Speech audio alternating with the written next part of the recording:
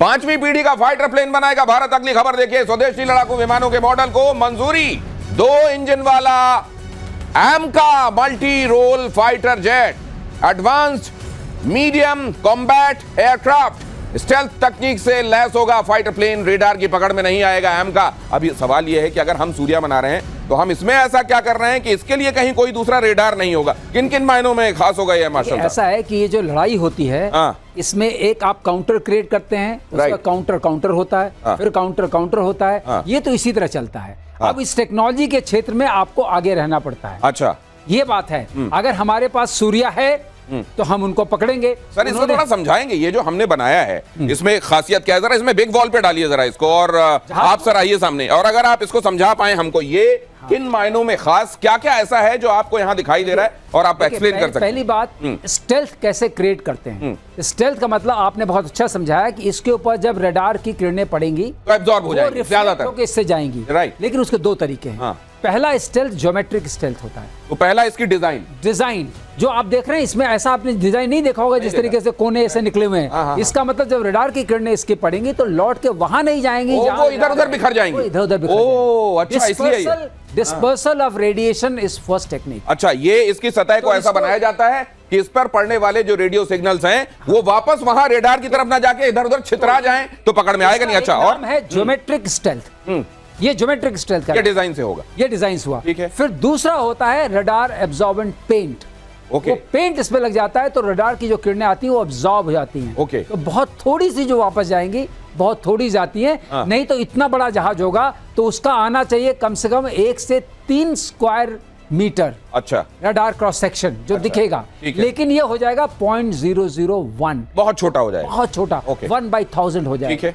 तो ये करता है स्टेल्थ एयरक्राफ्ट। तो जो रेडार पकड़ता है, मान लीजिए स्टेल्थ के जरिए, मतलब उधर से सिग्नल्स आए, रेडार ने पकड़ा, ये समझ लिया अच्छा इस जगह आ रहा है, उससे उसकी रफ्तार वगैरह किधर जा रहा है, डायरेक्शन, वो सब अंदाजा लगा लिया। 2 चीजें होती हैं। आप उसकी रफ्तार पता करते हैं, उसकी दिशा पता करते हैं, उसकी पोजीशन पता करते हैं। अच्छा। लेकिन ट्रैकिंग भी उसी के जरिए करते हैं, क्योंकि उसी पर आप ट्रैक करते हैं। अच्छा। आपकी मिसाइल कहां जाएगी? आपकी मिसाइल वहां जाएगी जहां पर ये सिग्नेचर दिखाई दे रहा है। ओके। लेकिन तो आपने ट्रैक किया, उसको टारगेट किया, उसको क्रॉस सेक्शन में लिया और हिट कर दिया। ओके। अब दूसरी चीज यही नहीं है, एक इसके पीछे अगर आप इंजन बाहर लगाएंगे, इंजन की भी तो वो जाती है, वो जो वोक बोलते हैं हम, वो जाएगी। उसमें गर्म हवा होगी, उसको IR सिग्नेचर बोलते हैं, थर्मल सिग्नेचर बोलते हैं। अच्छा। तो वो थर्मल सिग्नेचर भी पिकअप होगा। तो एक क्रॉस सेक्शन सिग्नेचर हो गया, एक IR सिग्नेचर। IR हो गया। तो IR थोड़े दिन में हम लोग भी समझ जाएंगे काफी ज्यादा। IR सिग्नेचर को भी आप सप्रेस करते हैं, इसका इंजन जो है बाहर उतनी गर्म हवा नहीं छोड़ता है। तो उसके भी लिए टेक्निक लगानी पड़ती है। वो जो मिसाइल जो हीट सीक करके अटैक करती है वो भी नहीं कर पाएगी।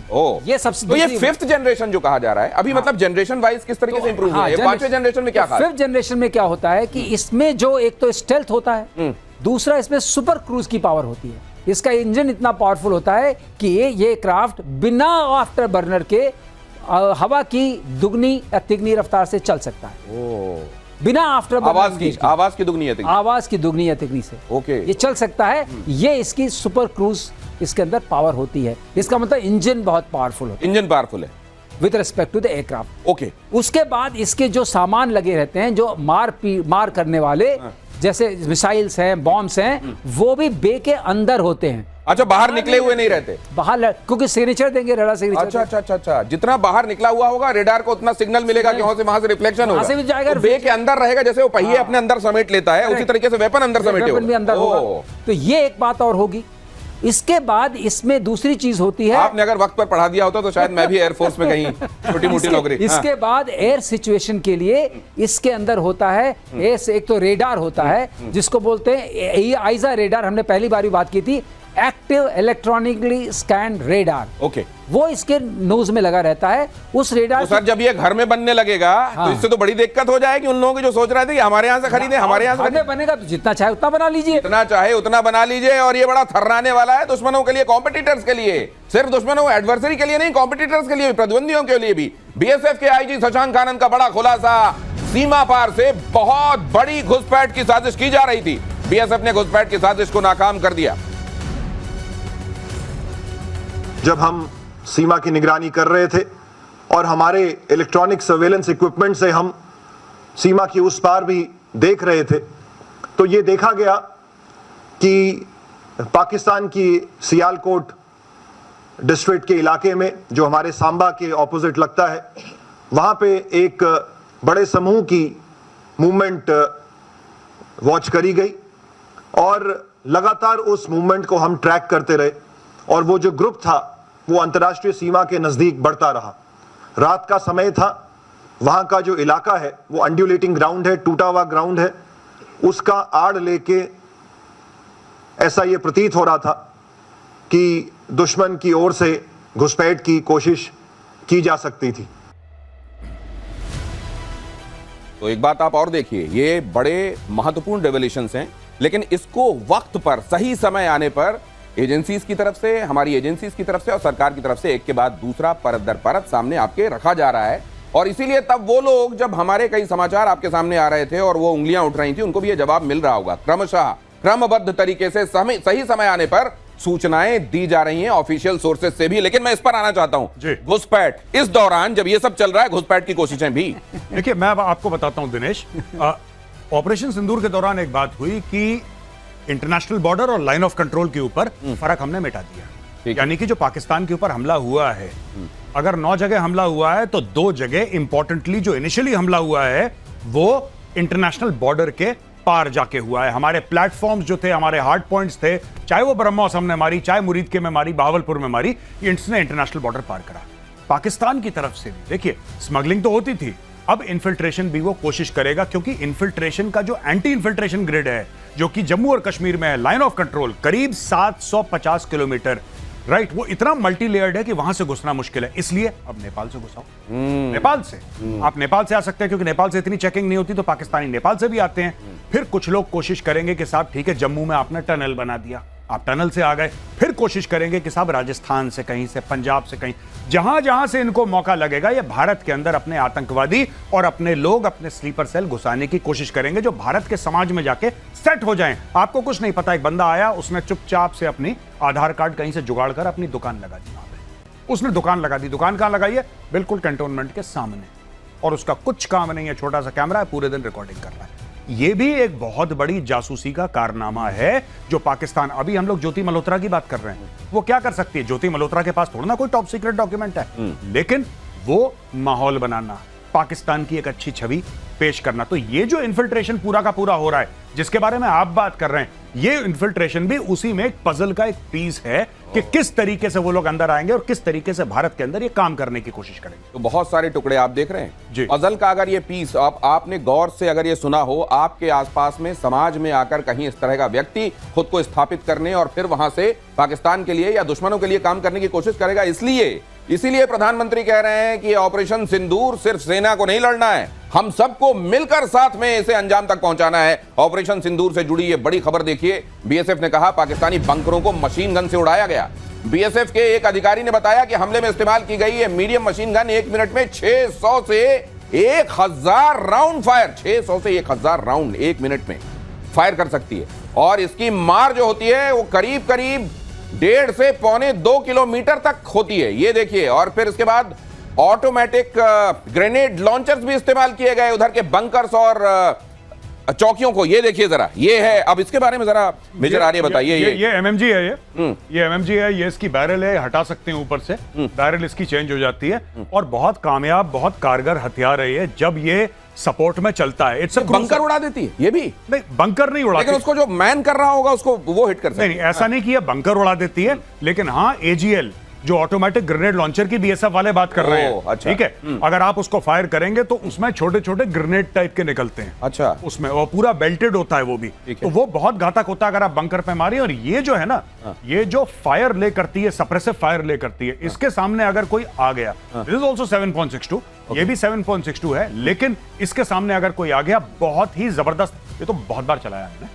अच्छा, और कहते हैं सर ये अकेले नहीं चलती, 2-3 लोग होते हैं इसको। हाँ, इसका गन के लिए अलग होगा एम्युनिशन बॉक्स, आपका इसका ट्राइपॉड लगता है नीचे, अच्छा। ये 3 पैरों वाला जो दिखा रहे हैं, ये ट्राइपॉड है, ये ट्राइपॉड के लिए अलग होता है, अकेला नहीं चला सकता, इट्स वेरी हैवी। लेकिन इसका जो फायर पावर है बहुत ज्यादा है, बहुत ज्यादा ये फायर जो पावर है। ऑफिसर इसके बारे में जानकारी दे रहे थे वो ये कह रहे थे कि 600 से 1000 गोलियां 1 मिनट में ये पानी की धार तक को रोक सकती है, इस तरीके का इससे गोलियां निकलती हैं, ये बता रहे थे। अब ये पानी की धार का तो मुझे नहीं पता है, लेकिन मैं लेकिन आपको उधर खून की धार जरूर बह जाए। हाँ, ये पक्की बात है। और इसके अंदर इसीलिए क्योंकि इसका रेट ऑफ फायर इतना ज्यादा है, बैरल गर्म हो जाती है, इसलिए इसकी दूसरी बैरल, ये स्पेयर बैरल लेके चलते हैं कि जैसे ये गर्म हुई, हटाया, दूसरी बैरल लगाई, कैरी ऑन। और 5 सेकंड लगते हैं बैरल चेंज करने में, 5 सेकंड के अंदर चेंज और कैरी ऑन। तो इनका खास तौर से ये जो चौकियां, फॉरवर्ड पोस्ट, इन जगहों को आइडेंटिफाई करने और ध्वस्त करने में, और कहते हैं कि न जाने कितनी सैकड़ों ऐसी चौकियां थी जो तबाह कर दी गई। बिल्कुल ऐसा सुनने में ये आ रहा है कि ये देखिए ना, जब आप किसी भी चौकी के ऊपर, वहां पे तो इंडियन आर्मी ने लाइन ऑफ कंट्रोल पे ATGM लगा रखा है, इंडियन आर्मी ने लाइन ऑफ कंट्रोल पे वहां पे आपने Zu-23 लगा रखा है जो कि एंटी एयरक्राफ्ट गन है, वहां पे डायरेक्ट लाइन पे आपने L-70 लगा रखा है जिससे आप हवाई जहाज को मारने का जो होता है वो डायरेक्ट लाइन में आपने, तो कहां पे चौकी बचेगी पाकिस्तान की भाई? और ये जो मैंने बताया ना आपको, ये पानी की, मैं तो बड़ा हैरान रह गया। ये जो ऑफिसर हैं उन्हीं ने बताया, इन्हीं साहब ने जो जानकारी दे रहे थे कि इस कदर तेज गोलियां निकलती हैं कि अगर पानी की धार निकल रही है तो उसको रोकने का मादा होता है इसमें, और ये अगर है तो फिर आप समझ सकते हैं कि उस समय, और ये जब तुरंत उसके बाद जब ये ऑपरेशन चल रहा था या उस दौर में जब हम पूरे दिन देखते थे कोई एक्शन और शाम के समय कोई ब्रीफिंग होती थी, तो उस दौरान ये पूरी बारीक डिटेल्स नहीं दी जा रही थी, कहां कहां क्या हुआ ये नहीं बताया जा रहा था। अब धीरे धीरे करके ये सामने आ रहा है और आपको पता चल रहा है कि असल में पाकिस्तान को जितनी मार पड़ी हम समझ रहे थे उससे कहीं ज्यादा, और न जाने कहां कहां पर मार पड़ी। अब ये देखिए जरा, ऑपरेशन सिंदूर में BSF ने मार गिराए 413 ड्रोन पाकिस्तान के निशाने पर था फलौदी का एयरबेस। भारत के एयर डिफेंस सिस्टम ने पाकिस्तान के सभी ड्रोन को हवा में मार गिराया। इतने सारे ड्रोन, और ये जो मशीन गन के बारे में हम अभी बात कर रहे थे, MMG है ये, हाँ, medium machine gun, medium machine gun. अब इसको आपसे वैसे ही समझते जाएंगे जैसे अभी कॉम्बैट जेट्स के बारे में बता रहे हैं सर, लेकिन ये बताया ये गया कि ये ड्रोन्स को भी इसके जरिए मारा गया है। हाँ, देखिए बात ये है ना कि इसका जो इफेक्टिव रेंज है, अगर उसमें कई ड्रोन, एक तो इसका रेट ऑफ फायर काफी हाई है, तो आपने इसको और ये हमें सिखाते भी हैं एंटी एयरक्राफ्ट रोल में, एक रोल में। अब इससे कोई 4th जनरेशन या 5th जनरेशन फाइटर प्लेन तो नहीं गिरने वाला इससे, लेकिन हाँ, ड्रोन्स आर स्लो मूविंग। अगर स्लो मूविंग ड्रोन है या कोई भी ऐसा ऑब्जेक्ट है जो सामने से आ रहा है, एरियल थ्रेट है, और ये इसकी जद में आ गया, तो ये इसको निपटा देगा। दिनेश, ऐसा है कि जब हम निपटाते हैं, मैंने आपको एक बार पहले भी आपको शो बताया था कि जो जितने का टारगेट है, जितने पैसे का, उसको उतनी, अब ये अगर वो आपने $1000 का ड्रोन भेजा है मेरे पास जिसका दाम 80,000 90,000 है, तो मैं उसको अपनी एक गोली से मारूंगा ना। नहीं, ये ₹2 वाली परिभाषा सर की बढ़िया है, उसमें अच्छे समझ में आएगा कि अगर ₹100 का उधर से कोई मान लीजिए एरियल थ्रेट आता है तो इधर से ₹2 वाले हथियार से उड़ा देना चाहिए, तब तो पैसे वसूल है। तो ये अपना किया, ऊपर किया और मारा, लेकिन एक अस्त्र की बात नहीं हो रही जो कि शायद चला था। अच्छा, लॉइटरिंग म्यूनिशन है नागास्त्रा 1। ओ, वो क्या करता है, ये बार बार जो ये टर्म यूज होता है इसको भी समझ लीजिए, लॉइटरिंग म्यूनिशन। ये एक्सपर्ट से बात करके ही पता चला मुझे कि मंडराने वाला ऐसा कोई ऑब्जेक्ट जो ऐसे मंडराता रहता है और जहां उसको चाहिए होता है वहां जाकर वो विस्फोटक को गिरा देता है। ये आर्मी के पास है। और जो एक बार बात हो रही थी कि हमने नजदीक वालों को मारा है, वो ज्यादा ऊंचाई पे नहीं जाता है, वो 400-500 मीटर की ऊंचाई पे घूमता रहता है। अच्छा। लेकिन बैटरी पावर्ड होता है और बहुत छोटा है, रडार की पकड़ में नहीं आता है। और जहां उसको आपने GPS की पोजीशन दी या आपने उसको रेडार वाली पोजीशन दी, वो वहां आराम से घुस गया, गई वो चीज। तो ये आप कह रहे हैं कि इस तरह की बहुत सारी, और बहुत सारा स्ट्रेटेजिकली हमको रिवील भी नहीं करना है, तो बहुत कुछ ऐसा है जो अभी आप चिंता मत कीजिए। ये सब रिवील है दिनेश, चिंता। अरे इतने में हालत खराब है तो जो अभी रिवील नहीं किया गया। देखिए, रक्षा मंत्री राजनाथ सिंह ले सकते हैं बहुत बड़ा फैसला, सुरक्षा के लिए इनवार मिसाइल का ऑर्डर। अब ये क्या है सर, बताइएगा जरा। ये 2 से 3 हजार करोड़ की आती है इनवार मिसाइल, ये 2 से 3 हजार करोड़ की डील है जी। क्या है सर ये Invar missile anti tank guided missile है। अच्छा, ये भारत डायनेमिक्स लिमिटेड बनाती है, तो आप उससे समझ गए मैंने बनाया है इसको। ठीक है। ये बड़ी जी, बड़ी अच्छी, ये रशियन ओरिजिन की मिसाइल है। अच्छा। लेकिन अब पूरी तरह से इंडिजनाइज हो गई है और जितने नंबर में कहिए उतने में बना देंगे। तो सर ये ATGM, ये एंटी टैंक गाइडेड मिसाइल, तो ये जो है ये टैंक को मारने के लिए गाइडेड मिसाइल है। बख्तर उसके जो आर्मर्ड हिसाब किताब होता है, टैंक बख्तरबंद गाड़ी तो उससे आसान नहीं, मतलब टैंक जिसको ये कहा जाता है कि भेदा नहीं जा सकता, उसको भेद देने वाला ये मामला है। ये कम से कम 8 से 10 इंच का स्टील पेनिट्रेट कर जाएगी। तो ये इस खबर के मायने भारत की सुरक्षा दृढ़ता को बढ़ाने के हिसाब से क्या है? देखिए साहब, ऐसा है कि जैसे हमारे पास नाग मिसाइल है, नाग भी यही काम करती है। अच्छा। That is also anti tank guided missile. हाँ। हमारे पास ATGM के लॉन्चर्स होते हैं इन्फेंट्री बटालियन में। तो बेसिकली क्या होता है कि टैंक जो है, टैंक एक निर्णायक युद्ध लड़ने के लिए आता है। तो जब टैंक सामने से आता है, टैंक के अंदर कई किस्म के आर्मर होते हैं, जिसमें से एक रिएक्टिव आर्मर भी है कि टैंक का जो आर्मर है उसके ऊपर बारूद लगा रहता है, उसका कवच है, वो उसका बारूद है। जैसे कोई आया वो फटा, इसको बर्बाद कर दिया। इस तरीके से भी टैंक करता है। लेकिन ये जो इन्वार मिसाइल की बात कर रहे हैं, इसको इंडिजिनाइज कर रखा है, इसको भारत के एनवायरनमेंट के लिए इसको मॉडिफाई कर रखा है। और जो पाकिस्तानी टैंक्स या फिर चाइनीज टैंक्स है जो भी सामने आएंगे, उनको किस तरीके से बर्बाद करना है, ये एक उसके लिए पर्याप्त है मिसाइल। तो नाग के लिए मैं एक और खास बता दूं, नाग की बात इन्होंने की। नाग मिसाइल की क्या खास बात है, ये तो सामने जाके टैंक को मारेगा।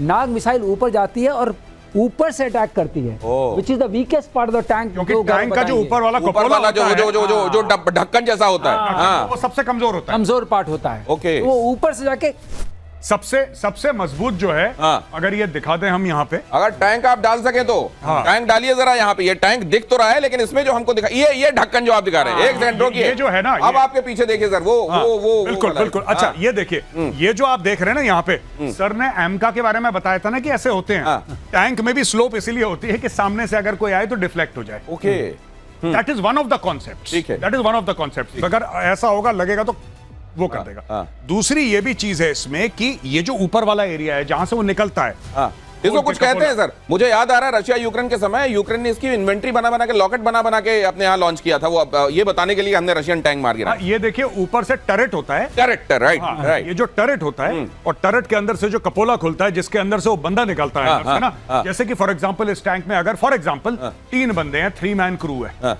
तो उसमें गनर होगा, उसमें लोडर होगा, इसमें ये सब होंगे। तो ये ऊपर से जब मारते हैं, जो सर बता रहे हैं ना, जेवलिन भी यही करती है, जो अमेरिका की जेवलिन है, उसने फायर करा, सामने से ऊपर गई, ऊपर से जैसे सांप फन मारता है ना, ऐसे वो ऊपर से आके गिरती है। और वहां पे कोई आपके पास प्रोटेक्शन ज्यादा रहता नहीं है।